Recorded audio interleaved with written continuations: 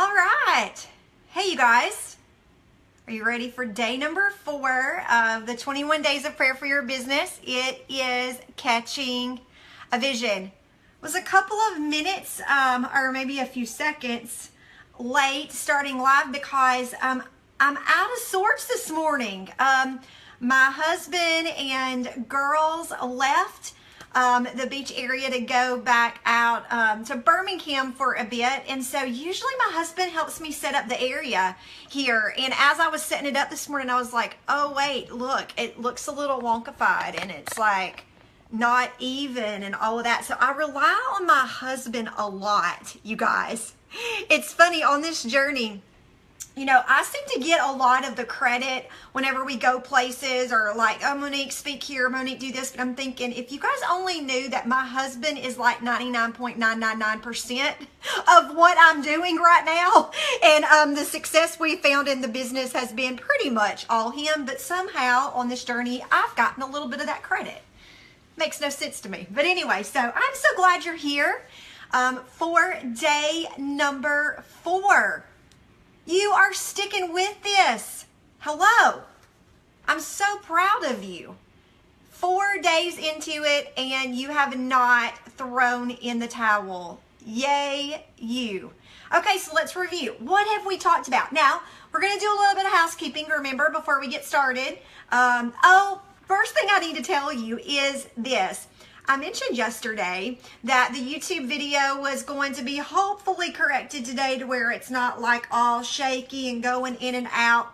When I record these videos, I'm doing it on FaceTime. And so when I upload it to YouTube, it's a little bit crazy. And so we are still working on a solution for that. And I apologize that that solution has not taken place 2 days. So let's try making it through another day.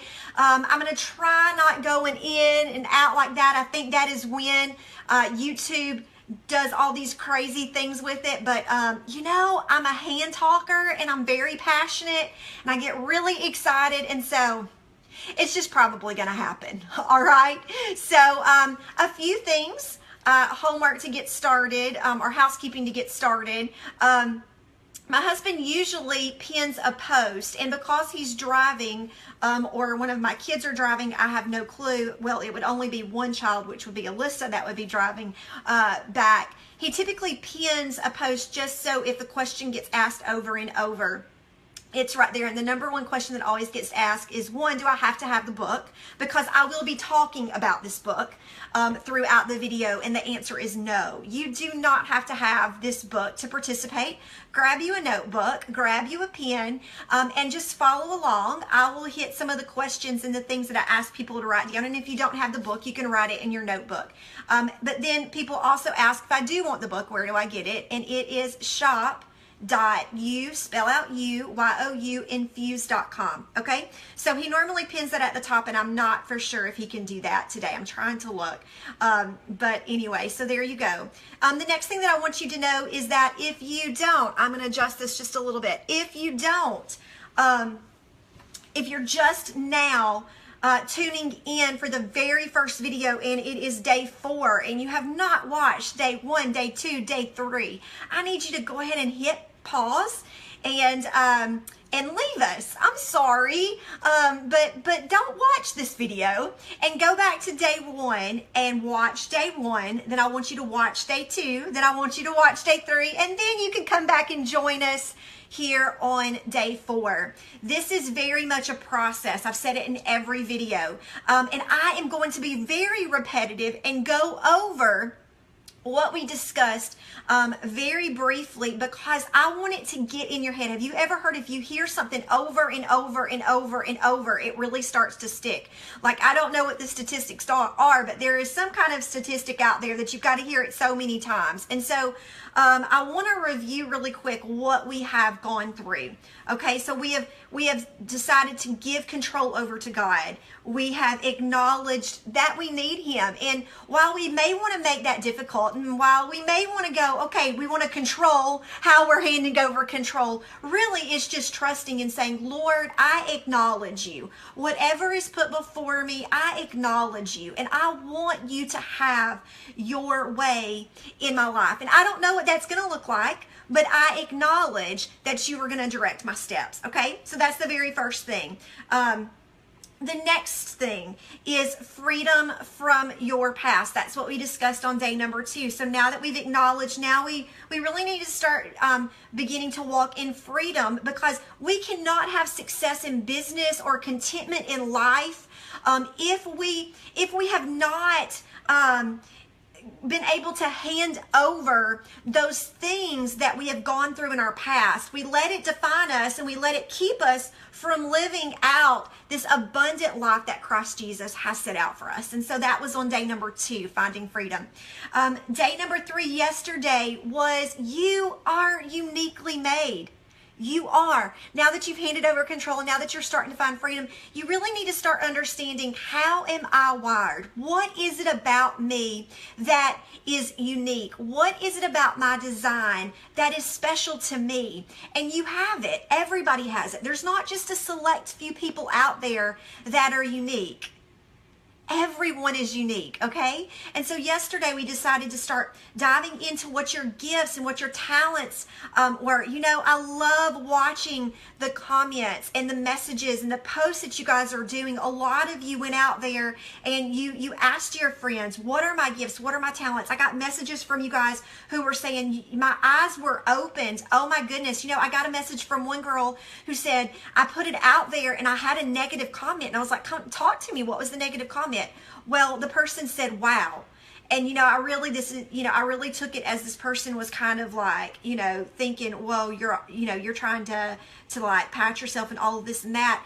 But instead, listen to what she did. The beautiful thing, usually she would have let that stop her, but she decided to reach out and message this person and just kind of create a conversation.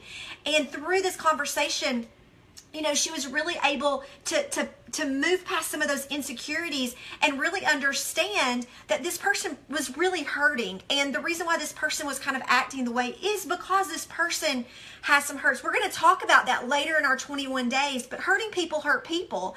And so a lot of times we allow that. She could have allowed that right there to stop her, paralyze her. Oh my gosh, I don't like rejection. I don't like conflict. But instead she pushed through. So I am so proud of you guys that not only are you listening to this and not only are the words going in, but you're actually applying them and you're actually doing them in your life and you're walking them out. So thank you so much for doing that. All right. So uniquely made. I hope that you also decided to go out there and encourage other people. Tell other people what their gifts were, what their talents were. Give them high fives because that is so motivating to somebody. Maybe they're not even doing this series. You could have just randomly told somebody that, and that is totally going to make their day. You know, those words, they really do. They do something for you whenever you encourage somebody. So I thank you for not only hitting play on these videos and watching it, but that you are also getting in, diving in, and applying it to your life. Also, thank you guys for doing your homework. One of the things when I wrote this book is we walked through this 21 days together at the beginning of this year. And whenever I was thinking about how I wanted to kind of dive in a little bit deeper with this process, is that I really wanted to write out some points that kind of forced you into thinking, to not just thinking, okay, this is something that applies to somebody else, but no, how does it apply to me? And so there's a lot of people that have been saying, Monique, this is hard. This is hard, and I'm a couple of days behind because I haven't been able to get past the homework on day 1, and that is okay. If that is your story and that is something, don't let that bother you. If you need to take a couple of days on day 1 or day 2, please do that, okay? Because it really does build upon itself. So today, we are going to be talking about catching a vision. So it's great now that you are starting to figure out some stuff about yourself. You're really starting to see how you're wired, what your gifts are, what your talents are. Now, what do you do with it? That's great. Monique, it's great that I know this about myself, but what do I do? Well, that is catching a vision. And can I tell you guys, There is nothing else in the world like catching a God vision. That's what I like to call it. A vision that just doesn't come from my head, but a vision that's like, God, you give me a God vision. And that is what the topic is about today, catching a vision. So let's first talk about, how do you feel if you have no vision? If you are starting out in a direction, whether it's with business, because I would think the majority of you who are watching this, because it's 21 days of prayer for your business, so you're maybe in a particular business right now, or maybe you are like me back 4 years ago thinking, Lord, here I am about to, go on this endeavor and this journey of this new path. I need a vision. I need direction. So talk to me. Think about, what are some ways that you feel? It's the very first thing I say in the book. What are some things that you feel when you don't have direction or vision? When you have no clue what you're supposed to do or where you're supposed to go, how does that make you feel? How does it make you feel? Think about it for a second. You have no direction. No clue what you're supposed to do. Well, I'll tell you, because remember, I'm taking this right alongside of you. I wrote, I feel hopeless. It's almost like a feeling of depression. It's like kind of blah. I don't know. I don't know what I'm supposed to be doing. How about uneasy? What about worthless? Almost a panic. Do you get kind of stressed out? I don't know what I'm supposed to be doing. What? Just somebody clue me in. Tell me what to do. I thought of this morning when I was laying in bed, and I was kind of thinking about what we're going to discuss today and how we were going to walk through this day's topic together. And I got to thinking about that very thing. How do you feel when you have no direction and you start getting stressed out? And when Alyssa, our oldest daughter, was very little, I would imagine it was before we had Elena, so she had to be just about a year old. Wasn't even 2 yet. We were in Tennessee and we went up to Chattanooga and we were driving around, and now you're starting to get old when you can make comments like, this was before we had GPS. This was before you could go plug in a little destination and it goes, turn now, or U-turn, or here's a new route. Okay, this was back in the day when you got in the car and you read directions or you read a map, okay? Do you remember those days? How did we make it? And so anyway, we get in the car. Now it's getting late, and the crazy thing is we had been in this area before, but we were heading out to this cabin. Somehow we took a wrong turn. Somewhere along the way, we took a wrong turn, and it was dark. We were having a hard time seeing the street lights. We really weren't crazy familiar with the area because it was a state that we didn't live in. And so we're driving along, and we just keep getting more lost. We are not finding it. And all of a sudden, so we have no direction. We are aimlessly trying to find our way. And all of a sudden, Alyssa, in the back, I have no clue what came over her, but she started screaming, crying uncontrollably. I'm talking, there was not enough pacifiers in the world there. She was screaming her head off. And now it's major chaos on top of we have no direction, right? So we've got this added stressor. So whenever you are going through life and you've got no direction, then all of a sudden all of these stressors come on you on top of what you're already stressed out about. It is more than you can bear, and you snap, completely lose it. That is when Jeremiah, who was driving, in the midst of being frustrated that he has no direction, now he's got this added stressor of Alyssa going crazy in the back. He just pulls over. Now remember, it is pitch dark. We are in the middle of nowhere, up in the mountains, and Jeremiah pulls over and he just gets out of the car. And literally gets out of the car and shuts the door. And I'm kind of sitting here going,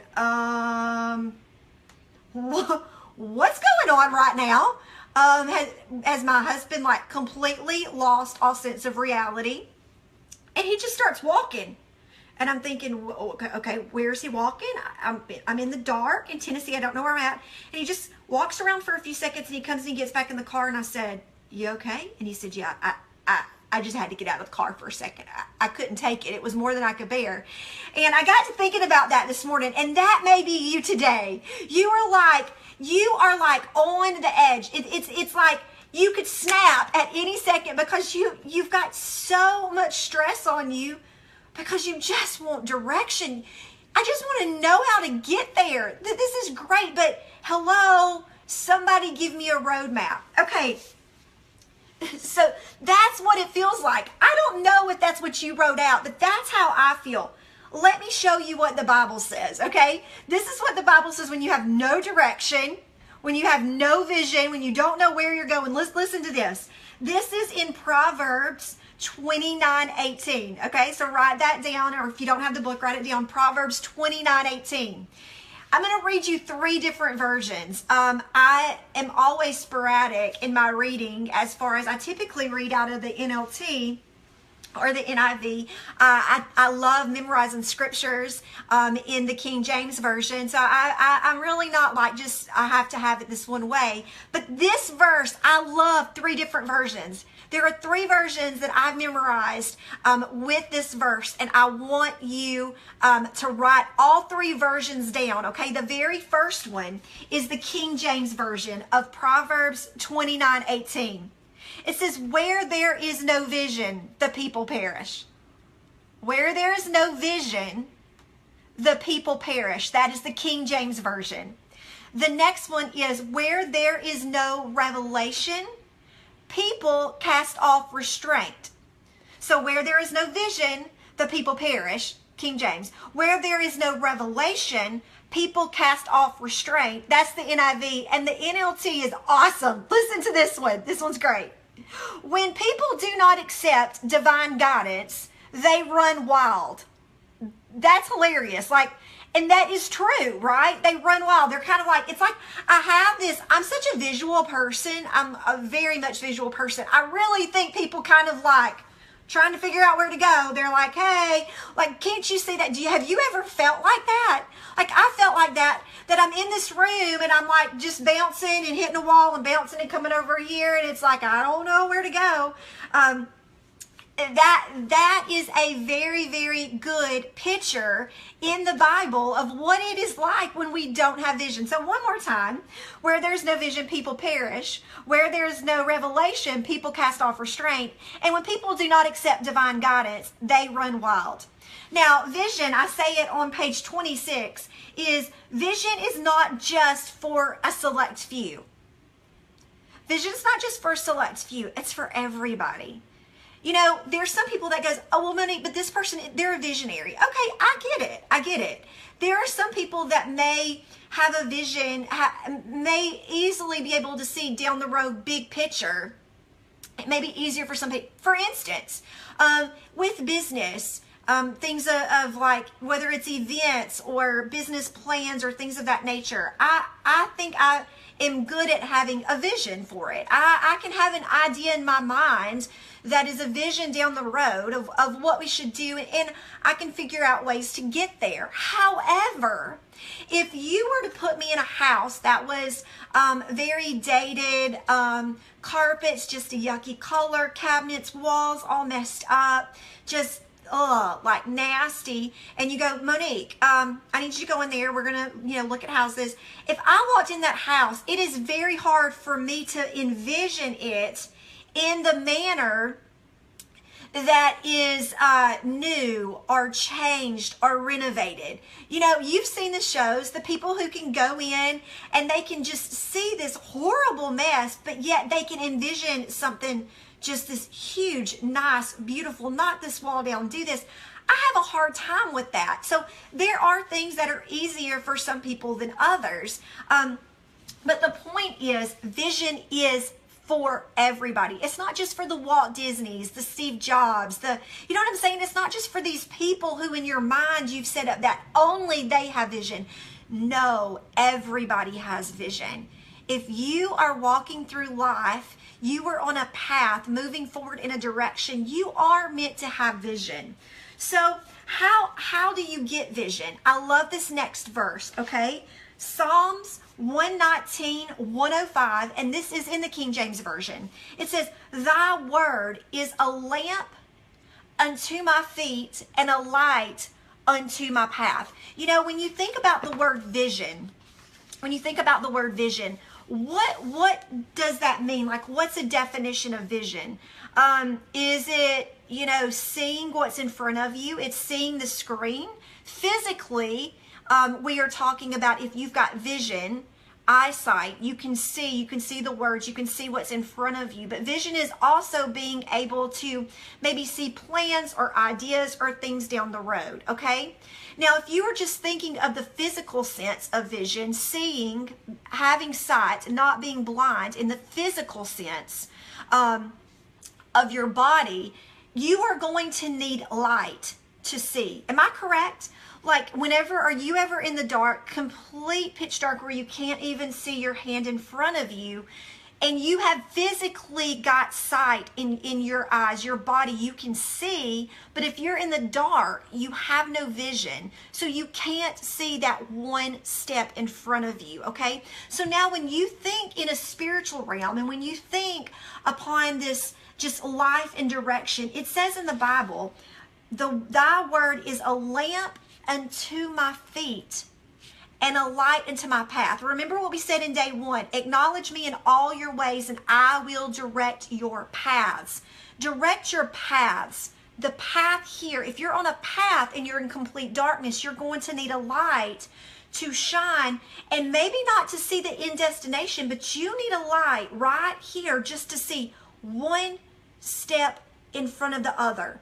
You still may get where you're going down here, but you just need to see one step in front of the other. That is vision. So where we begin to find vision is turning to God, which you've already began that journey by saying and acknowledging, Lord, I want you to be a part. So great, you are moving in the right direction. You are. Hang in there. So now that you've said, Lord, I give you control, I want you to direct my steps. Be that light. I'm going to go to your word. I'm going to go to you and trust that you are going to make my path straight by being a light and a lamp into my feet each step of the way. When I was writing this book, I got to thinking about a funny story that my daughters and I and Jeremiah, whenever they were really little, I want to say maybe they were 5 or 6 years old, I had read this book, 101 Things to Do Before Your Kids Leave Home. I kid you not.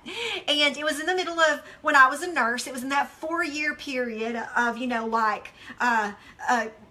getting ourselves out of the mess that we were in. And I read this book, 101 Things to Do with Your Kids Before They Leave Home. And so that year for Christmas, I decided to buy things and to give them things that were in that book of things of memories we could make. And 2 of those that I found in that book was, 1, you could spend the night in an aquarium. You can. Go look it up. You can do it. The Tennessee Aquarium in Chattanooga, you could spend the night, and we did, and we booked it, and it was kind of the craziest thing we've ever done, but it was a group of about 20 other families, and we spent the night in the Tennessee Aquarium. It was awesome. On that trip, we also did a thing that was do a lantern tour through a cave. There was also one that you could spend the night in a cave, but I figured we'd save the spending the night for the aquarium, and we would do the lantern tour of the cave in Tennessee. And so I signed us up. I gave it that to them for Christmas, and we set out that next year to really check off some bucket list items and to do some stuff with the family. And I was so excited about these trips. We did both of these trips in the same kind of time that we went up there. So the first one, aquarium, went down perfect. It was great. It was a little cold, but it was good. And the next night, I was so excited to do the lantern tour. We had been through this cave before. It was Ruby Falls in Chattanooga. And we had been there before, gone through it plenty of times with lights on, okay? So we get there, and we get there, and there's no other kids. It's just us with our daughters. And I'm thinking, okay, well, not a lot of people are bringing kids to this. This is interesting. Okay, we're gonna go. So they give us these little hard hats. I've got to find a picture and share it with you. It's hilarious. They give us these little hats to wear, and they give us a lantern. And the lantern, I'm not talking like massive lantern that is like glowing this huge light. It's like a little lantern, you guys. And we get the little lantern, and they give us all one. We each have one. And it's not like the main guy's got this big light and it's lighting the way. No, it is legitimate. We have a little light, and you really can only see one step in front of you, okay? So Jeremiah gets a lantern, I get a lantern, and Alyssa and Elena get a lantern. We board the elevator that takes us deep down into the cave. The doors open, pitch dark. That is when everybody frantically tries turning on their lanterns. Everybody's trying to get their lanterns turned on, because it's not, I believe it was some kind of like electric type lantern. Literally, out of me, Jeremiah, Alyssa, and Elena, I want to say 2 of our lanterns were not working. Were not working. So we were having to share a lantern. So now not only was it not a lot of light, now it's really hardly no light. So we start on this journey, and I'm thinking, okay, I'm not wanting to freak anybody out, but this legitimately is a little scary. Now, to top it all off, this was right around Halloween, I believe, when we ended up taking this trip. And I want to say that they had some kind of like haunted tour through some part of it. And so in my mind, I'm thinking, Lord, could we please not run into that section of this cave? Because if so, I'm not going to be able to take it. It's going to really freak me out. So we start going. We're on this destination. If you've been to Ruby Falls, there's this massive waterfall at the end of it. And it's a pretty long walk to get there. So we know, we've been there before. We know this destination that we're getting to. But literally, we are having to take one step at a time. One step at a time. Looking at our feet in front of us that this light is getting to the path. It would have been crazy if we'd have just said, you know what, I'm going to turn this light off and I'm just going to feel my way around and eventually I should get there, right? Not only is it going to be scary, but it's probably going to be dangerous. There's lots of places that you can fall. There's lots of little places that have water. It would be dangerous if we didn't have that light in front of us. Well, we take that little journey on, and we keep going and we keep going, and we finally get there. And I'm thinking, once we get down to the waterfall, they're going to turn the lights on, right? I mean, they do this big, like, music comes on, there's the waterfall lights. No, they never turn the lights on. So we're there. I can hear it's so loud. That waterfall is so loud. Mist is hitting you in the face. Still no lights. So me and Elena are sharing my lantern, and I look over at her. You know, we're kind of like partners in crime here. And I go, you know, hey, where's your dad? Where's your dad and your sister? And she's like, I have no clue. So we are like walking around, and we're like holding the lantern up in people's faces, like trying to, okay, we think there's some people here. No, not them. We keep, and I'm, you know, not panicking too much because I realize, you know, they're hopefully together. We walk around until finally we find a little bench, and I hold it up, and sure enough, there's Jeremiah and there is Alyssa. And Alyssa is in complete panic attack mode. I mean, I'm talking, the girl can't breathe. She is freaking out, crying uncontrollably, and Jeremiah is praying with her. Now, even as I tell the story, there's parts of me that wants to break out and sob and ugly face cry, that I feel like I am the most horrible parent alive. But then also it makes me kind of giggle because I'm thinking, what in the world? Like, this is crazy. This is crazy. But you guys, I think what gets me emotional is that is where so many of us are. That is where so many of us are. We are scared. We are freaking out. Alyssa couldn't see. She couldn't see. She felt like, oh my gosh, it's dark, it's lonely, it's scary. I can't see where I'm going. Thankfully, Jeremiah was there to pray with her, to be with her, to comfort her. And you guys, that is what Jesus is for us on this journey. There are going to be times that you, sorry, I'll get a little emotional. There are going to be times where this journey is hard. There is going to be times that this journey, I didn't even bring tissue, you guys, over here, is dark. It's scary. You are going to take turns that you are going to think, what is going on? But I'm telling you, Jesus is our Heavenly Father. Just like Alyssa went to her earthly father at that time, Jesus is that to us, you guys. And so Jeremiah picks up that light back up with Alyssa after she catches her breath, after he's prayed with her and calmed her down. He picks up that light and continues, and we walk back to the entrance of the cave, and he's holding that light for her. You guys, just because we have him, we have Jesus, we have his word, that doesn't mean that we're still not going to have times where in our own mind and in our own strength and we start panicking and we're like, Jesus, I don't know. But that's when we have to stop and we have to rest. Go to him. Lord, I can't see right now. In my mind, in my human mind, I cannot understand the direction. I cannot see. I feel like there is no end in sight. I don't even feel like there is a light at the end of the tunnel. I can't even see it. But Lord, I trust in you. And just one step, Lord, if you can just help me one step in front of the other. I don't know what it's going to lead to. I don't know what is down the road. I don't know what is at the end of the path. I don't know what is around the corner, but I trust in you that you are going to be my lamp right into my feet, just one step in front of the other. That is what Jesus is to us, you guys. That is what he is to us. There is no respecter of person. Vision is not just for this grand person in your mind. Vision is for you.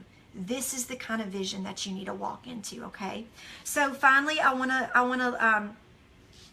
to leave you with this. We're going to pray, and then we're going to talk about, I want us to talk about the walkout points for today. Today's going to be a little bit shorter than normal. People have been asking me, how long are these videos going to be, Monique? I have no clue. I can very easily get long-winded. I'm trying to reel myself in. But there are going to be days that are not going to be quite as long as others. And hopefully that's going to help you kind of. Some days are a little bit deeper. Some days are a little bit lighter. But I want us to walk through the walkout points, and then we're going to pray, okay? The walkout points for today, if you've got the book, it's on page 29.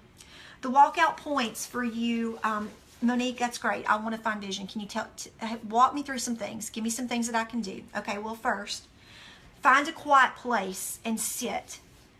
Spend time in worship.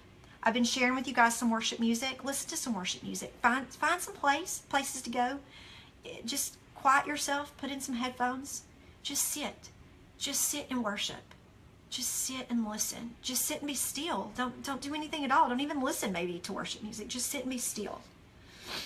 Rest in his presence. You guys, the Lord so many times, I'm going to talk about it in a couple of days. I'm going to share my story with you of how I felt like I got a vision of what I was supposed to do with my business back 4 years ago during the 21 days of prayer. I'm going to share it with you in a couple of days. But I need you to know, in that moment when I felt like I had this major aha God moment, what I like to call a God vision, is really when I was just sitting in a room and I was worshiping. I didn't go in that room and go, okay, I need a vision. I just, it was something I'd been praying for. And this was just in the time of worshiping. I really felt like the Lord just dropped this in my mind and in my heart. And so that's what I would tell you guys. Find some quiet time, find a place, get by yourself, and just rest in him. Worship him, thank him, honor him. The next thing is ask the Lord to work in you these 21 days. Ask for a God vision. Seek and you shall find. Ask, knock, ask. We're going to talk about those verses down the road, but it will be given unto you, okay? So ask the Lord to work in you these 21 days. Ask for a God vision. One that is birthed through him. Lord, I can come up with a lot of ideas on my own, but I need it from you. I need it from you. That is back to giving God control. I can do it on my own. I might can sit here long enough and think up of something, but I need you. I need this to be a divine revelation. So ask him. You are giving him control, and you are moving in the right direction. Right now that you're doing this 21 days of prayer, you are moving in the right direction. You are. The third thing I said is have faith that God will lead you in the best direction. Have faith. Have faith. Ask the Lord to open and close doors. What does that mean? Let's talk about that for a second. Pray for wisdom and discernment. Pray for wisdom. Lord, give me wisdom. A prayer that I have prayed for as long as I can remember has been this. Lord, give me wisdom way beyond my years. Lord, I've prayed that honestly for as long as I can remember. Lord, give me wisdom way beyond my years. Give me wisdom. So pray for wisdom. Pray for discernment. Lord, give me discernment. I need to know. Lord, put that gut feeling in me when I'm not supposed to do something. Lord, give me discernment. Wisdom and discernment. Pray for it. Pray for it. But when I say ask him to open doors and close doors, let's talk about that for a second. We're going to talk about this and pray, okay? When we talk about opening and closing doors, this is the way that I pray, okay? When I very first got started on this journey with the business that I'm with, I really was wanting to, I had this vision in my own mind. I had this vision of what I wanted to do.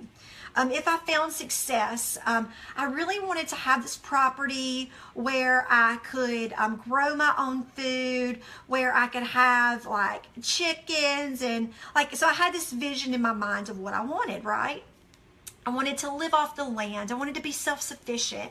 So this is right during the 21 days of prayer. And I'm thinking, this is a pretty good vision. It could even be from God. So here I'm going to go after it. So remember, we had no money.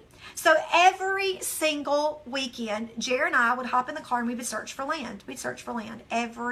Search for land. And we found a lot, but it was a lot of money. It was a lot of money. You guys, we couldn't afford it. Even if we were like, this is the perfect land right here, we'll take it. We couldn't have bought it, all right? And so this process went on week after week, really month after month. And finally, I really felt like the Lord was saying, Monique, what are you doing? Could you do what I put before you? Do what I put before you. This business that you've prayed for, that I've given you a vision for, just pour everything into that. Do what I put before you. Walk in that direction. I've given it to you. I've given you a vision for it.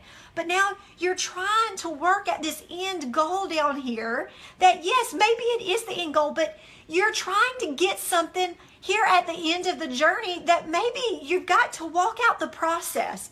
Do what I put before you. And so literally, you guys, we hung up that hat of trying to figure that out and just dove straight into the business and growing our business and working our business. And that is when things started to snowball. Now, 4 years later, we are sitting at a place that the majority of all of that property that we wanted, I could buy very, very easily right now, but I couldn't at the time.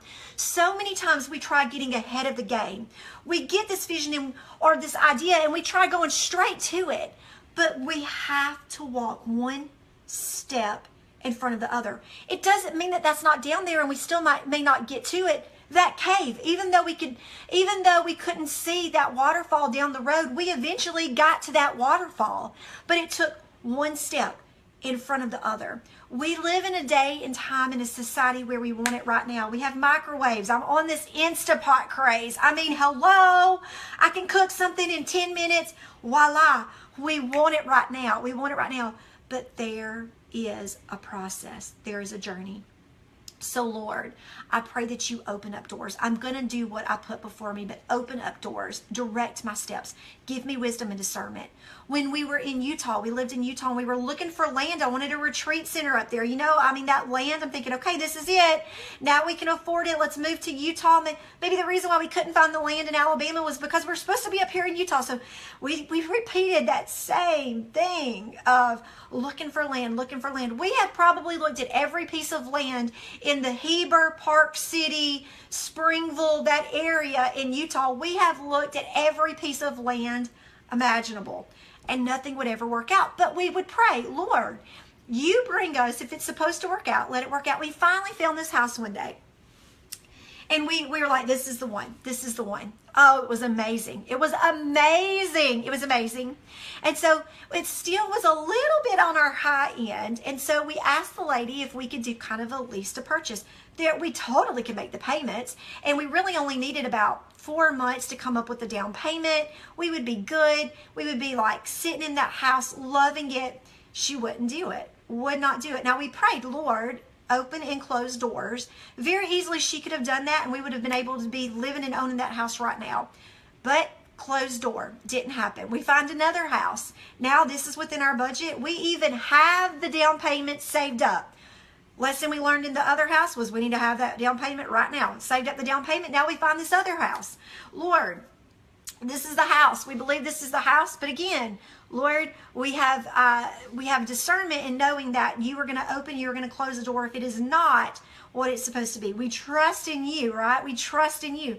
So we go and we see this house. We love it. We put a contract on it. It's ours. In our mind, it's ours. It is our house. I've already posted about it on Facebook. I mean, it is this big to-do. Family members have already come to see it. We go to start the approval process of closing on the home, and guess what? The money that we had saved up for the down payment was in our business savings account and not our personal savings account. And we could not get the loan. We literally had to have the money in our personal and not in our business. Made no sense to me. I'm like, the business is my personal, but they're not understanding it. Couldn't get the house. Door closed. I'm thinking, Lord, what in the world? Like, okay, but I trust in you. I trust in you. I mean, this is starting to get a little frustrating, but I trust in you. Can I tell you, we then move that money over into our personal account, and we know that we have to let it sit there for 60 days. Out of nowhere, one thing leads to another, and we find this house in Alabama. Not on the radar. Not on the radar. Was not planning on moving back to Alabama at all. Still to this day, I question, Lord, what's the deal? What happened? All I know is we find a house we all like. We find a house we all like. It really even felt good. It felt comfortable. We were able to get that house so easily because the money was right where it was right at 60 days to the day that money had been sitting in that account. We never run across any problems. And I'm saying, Lord, this is in a different state. This isn't where we were planning on being. But again, just like I trusted you over there, I'm trusting you right here. And while this isn't, I really want to be in Utah. Everything inside of me wants to be in Utah. I trust you that you've directed my steps. And even though this may not be my vision and this may not be what I had planned, I ultimately want your vision. And so I pray the same prayer I prayed in Utah. Lord, if this is not your will, do not let it work out. Do not let another hiccup come. Let something come up in the workings of the house that there's something the matter with it that we shouldn't get. Whatever it is, I trust that you are going to work it out. So that's what I'm doing. I'm letting him be this light. I'm coming to him and I'm involving him. I'm going back to giving him control from day one. So Lord, you guys, that house, it was the easiest closing. Like we were even out of state. Like the chips, everything just fell. The stars aligned and we moved. And I'm telling you, it is not what I visioned. And still to this day, if you ask me right now, I have no clue what we're doing back in Birmingham. I have no clue. I know that my daughters are being able to be very involved at church. We're back at Highlands, which we love. We love the church. But I know, even though right now, I might not understand that big picture. I don't see down the road. I don't understand why we're not in Utah. I don't understand. But we're in Alabama for a reason. And I know and I trust that I have asked the Lord to be my light, to direct my steps. And I know beyond a shadow of a doubt, he opened those doors. And I know I'm right where I'm supposed to be. So what am I going to do? I'm going to continue to walk one step in front of the other. And while sometimes I still question him and I'm like, Lord, but I loved it. I love the view. I love the mountains. I love the weather. Oh my gosh, it was awesome. For some reason, that's not where we're supposed to be. Whenever we try to force things, we were trying to force things. In Utah, force it, make it work. Nothing. Whenever you are just doing everything in your own might and it's not coming together, we stop, we hand it over, and we trust. And when he starts opening the doors, we walk through them. Even though we don't understand, even though we don't see, we walk. All right? Let's pray, you guys. Lord, thank you. Thank you so much for everyone who is watching this, for everyone who is diving in and devoting this 21 days of prayer. to their business, to their life, to get clarity and direction of where they're supposed to go. Lord, I don't know their stories, but you do. You know everything. You know their hurts. You know their fears. You know their struggles. You know their questions. You know the path that you have them on. You know the path. You know the direction. You know where they're going. You know that end destination. And Lord, I pray that you are a lamp and a light unto their feet. Every step of the way they trust in you. When it gets dark, when it gets lonely, when it gets scary, when they lose all hope, when they lose all peace, when they're stressed out, when they want to throw in the towel, Lord, comfort them. Just like Jeremiah comforted Alyssa as this earthly father, Lord, you are our heavenly Father, and I pray that you wrap your loving arms around them just like Jeremiah did with Alyssa, and you comfort them and you reassure them, Lord, that you have got this. And while yes, it may be scary, and while yes, we may not understand, you are going to be right there with them, one step in front of the other. They may seem like there's no light at the end of the tunnel, but you be that light for one step. Get them through each day. Get them through each hour, Lord. Step by step by step, Lord. You be their God. Give divine revelations. Give God visions, Lord. Visions from you. We don't want it our own way. We want you to give us a vision. We want you to give us clarity. We want you to give us direction. I love you, Jesus. In your name, amen. All right, guys, I thank you so much for sticking with this. Seriously, I know it's a lot. It's a lot. These videos are long. You've got to carve out time in your day, but I'm telling you, it is worth it. It is worth it. You are giving God control, and I'm telling you, you are seeking after him, and he is going to do mind-blowing things. Do not give up. We're going to be talking about that in a couple of days, but I want you to hang in there, do the homework, answer the questions. Today, memorize and meditate on Proverbs 29:18. If you've got your flip book, carry your flip book everywhere with you. Put it in your pocket. Put it in your purse. When you're sitting at carpool, whatever you're doing, when you're drying your hair, when you're getting ready in the morning, put this there. Read over these verses. If you don't have the flip book, print off the verses that I've given to you in the Facebook group and read through them. Proverbs 29:18. Memorize and meditate on the different versions, and Psalm 119, 105. Come back tomorrow. We are talking about growing. Dun, dun, dun. All right. I love you guys. I'll see you back here tomorrow. See ya.